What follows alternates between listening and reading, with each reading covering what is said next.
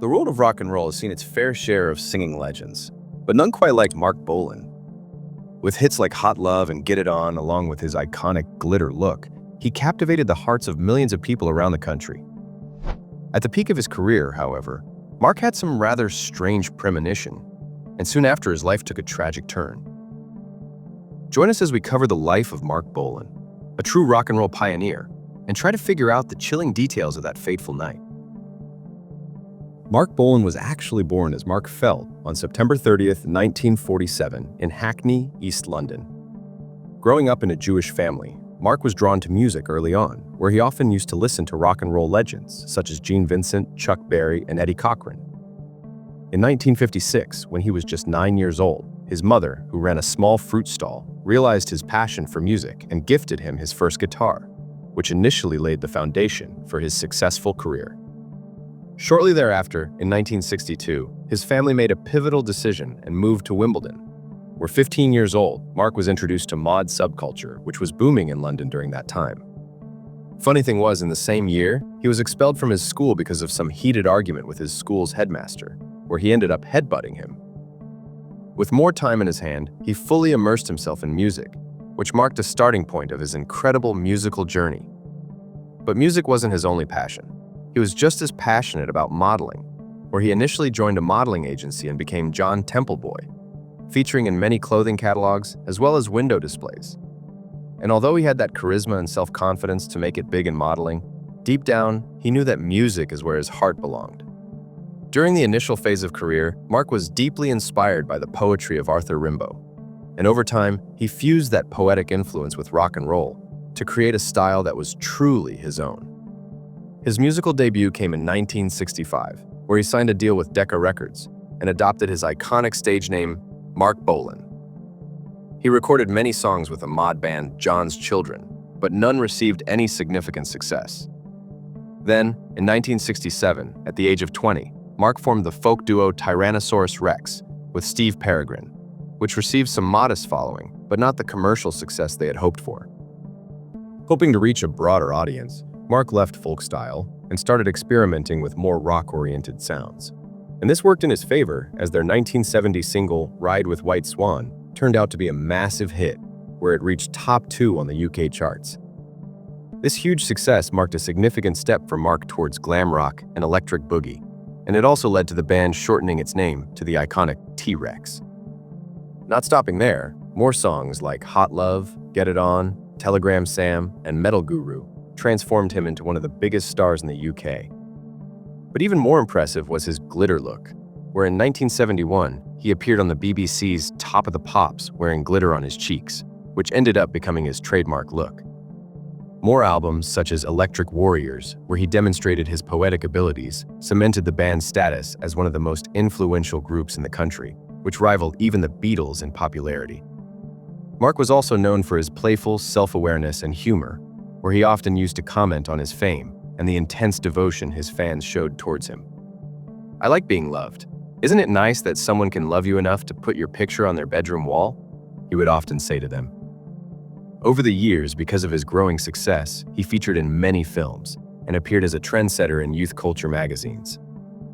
According to some reports, at his peak, he was selling over 100,000 records a day in Britain, where he had gained a place among the top-selling artists of the era.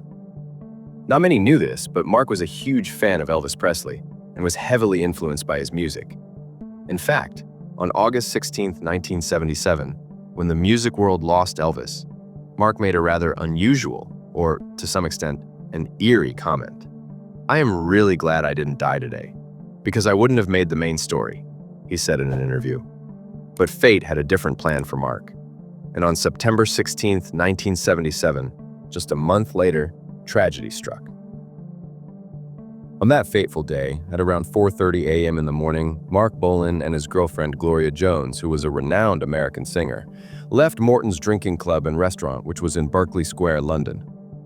According to some eyewitnesses, Marc had been drinking all night in celebration of Gloria's return from California, where she had been tirelessly working on her next album.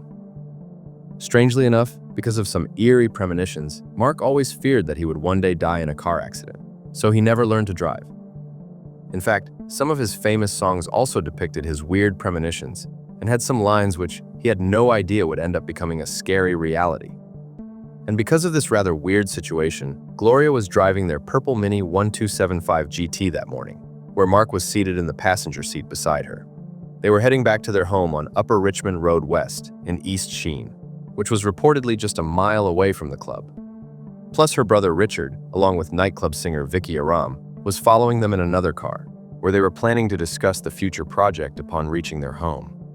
Minutes later, while they were traveling through the Barnes Commons in southeast London, particularly on the road B306, Marc seemed happy, perhaps because of his girlfriend, whom he had seen after so many months. That being said, as they reached the humpbacked bridge at the bend, something went terribly wrong, which caused their vehicle to suddenly lose control. The car then veered off the road, and before anyone could comprehend what was happening, it struck a raised, steel-reinforced fence post at a very high speed. The massive impact then resulted in the car going slightly airborne before crashing back down nose first, where it then slid for a few more feet on the soft ground or grass and collided with a large sycamore tree.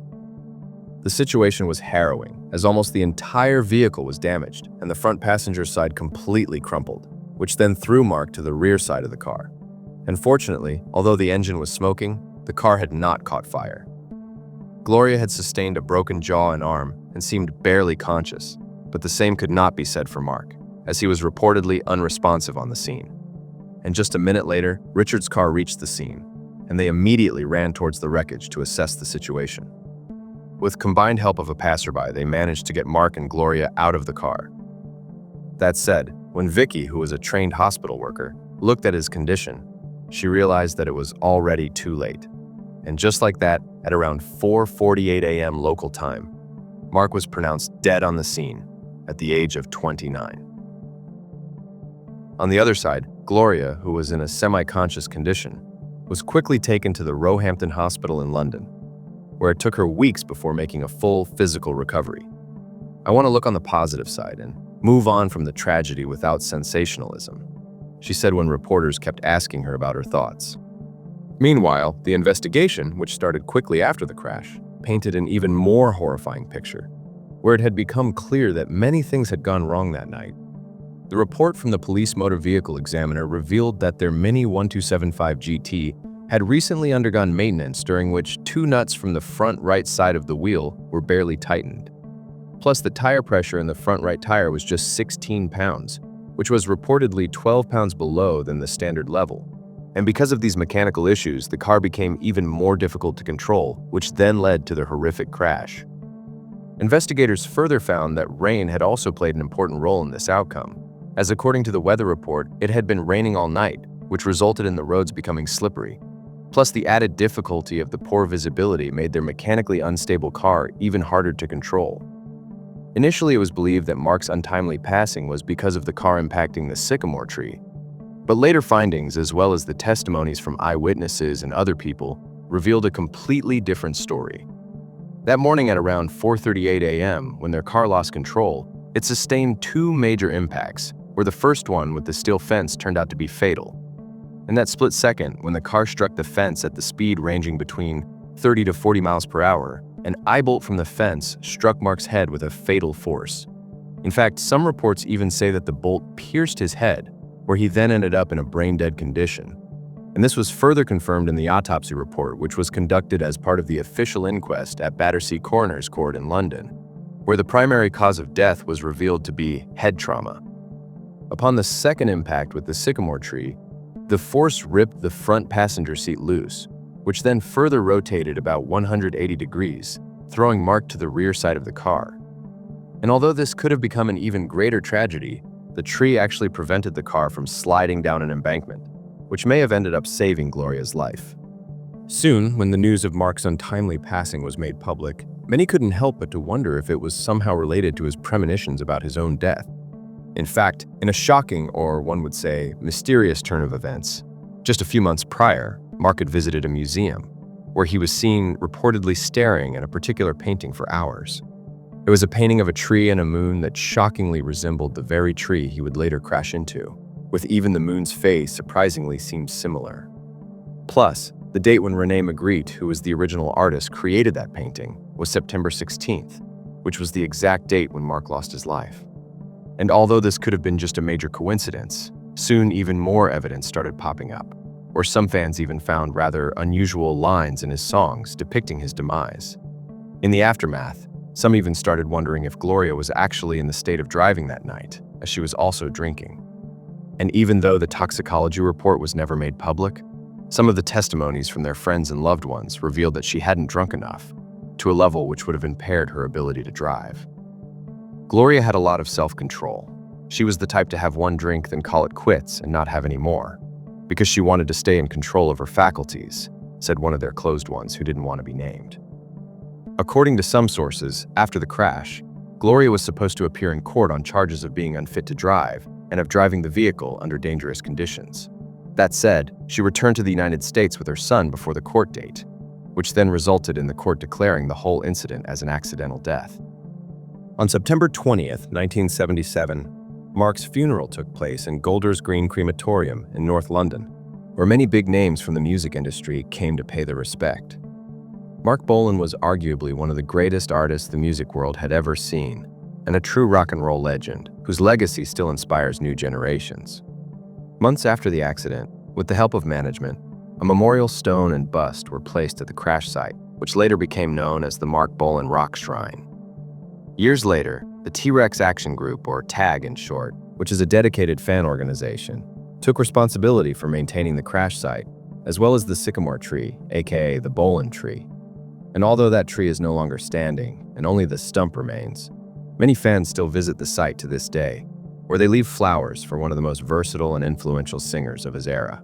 Today, only his statue remains on the site, but one of his sayings still lives on, in the hearts of the millions he touched through his songs. Rock and roll might never die if people keep believing in it.